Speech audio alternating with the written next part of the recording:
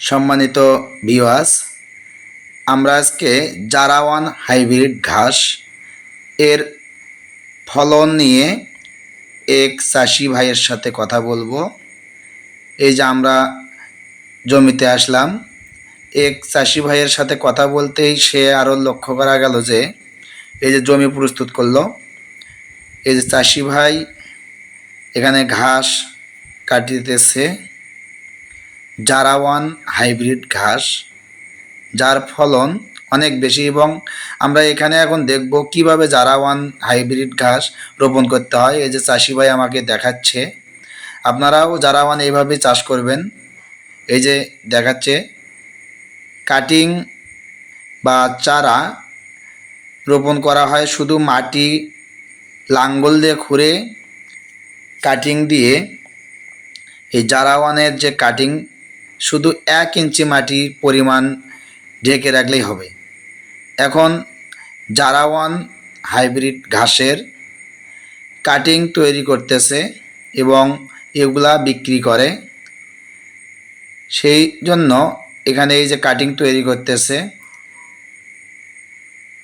Cutting তৈরি করার জন্য জারাওয়ান হাইব্রিড ঘাস প্রায় ৭০ থেকে ৭৫ দিন অথবা ৮০ দিন রাখা লাগে। এজন্য এই যে কাটিং দেখাচ্ছে, এই যে চাষি ভাই দেখা দিচ্ছে যে কাটিংয়ের বা চারা রোপণ করার জন্য প্রস্তুত করতেছে। একসাথে 2টি করে গাঁট রাখতেছে। এই যে এখানে দেখাচ্ছে যে কিভাবে এই যে চারাগুলো কত সুন্দর। এই যে এখানে চারাগুলা প্রতি পিস 1 টাকা করে বিক্রি করে। এই যে চারা দেখা দিচ্ছে, সুন্দর সুন্দর হয়েছে, সুন্দর এই চারাগুলা এই যে সুন্দর গাছ।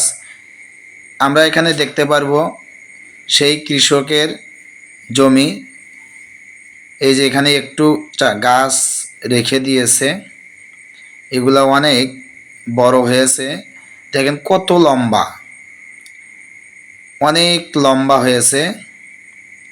আমরা সেই ঘাসগুলা কতটুকু লম্বা দেখতেছি, প্রায় 15 থেকে 16 ফিট। এই যে আমরা নতুন ঘাস দেখতেছি রেড পাকসং, এই যে রেড পাকসং আমরা লক্ষ্য করতেছি। রেড পাকসংয়ের গুরুত্ব অনেক বেশি, লাল শাকের মতো ভিটামিন, যা ক্যালোরির পরিমাণ অনেক বেশি রেড পাকসংয়ে।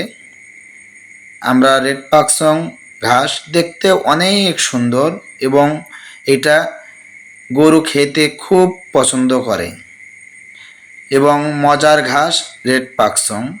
দেখতেও সৌন্দর্য বৃদ্ধি করে জমিতে সৌন্দর্য বৃদ্ধি করার জন্য রেড পাকসং চাষ করা হয়। রেড পাকসংয়ে ভিটামিনের পরিমাণ, খনিজের পরিমাণ একটু হলেও অন্য ঘাসের তুলনায় অনেক বেশি। তাই রেড পাকসং চাষ করছে এই চাষি ভাই। রেড পাকসংয়ের উপকারিতা কথা তার কাছে আমরা শুনছি। এই যে জারাওয়ান হাইব্রিড ঘাসের পাশাপাশি আমরা এখানে নেপিয়ার, অন্যান্য ঘাসও দেখতে পাই। নেপিয়ারের তুলনায় রেড পাকসং এবং জারাওয়ান হাইব্রিড ঘাসে প্রচুর পরিমাণে ক্যালোরি, ভিটামিন বেশি। এই যে প্রস্তুত করছে এখানে কাটিং, এগুলা বিক্রি হবে। এই চাষি ভাই এগুলা পাঠিয়ে দেবে আজকে সৈয়দপুরে। এই যে গরুর জন্য প্রস্তুত করতেছে বাকি অংশটুকু, এগুলা গরুকে খাবার দেবে। এই ঘাসগুলা কেটে কেটে রাখতেছে এই চাষি ভাই, তার খামারের গরুকে খেতে দেবে। এগুলা প্রস্তুত করছে, কোরিয়ারে পাঠিয়ে দেবে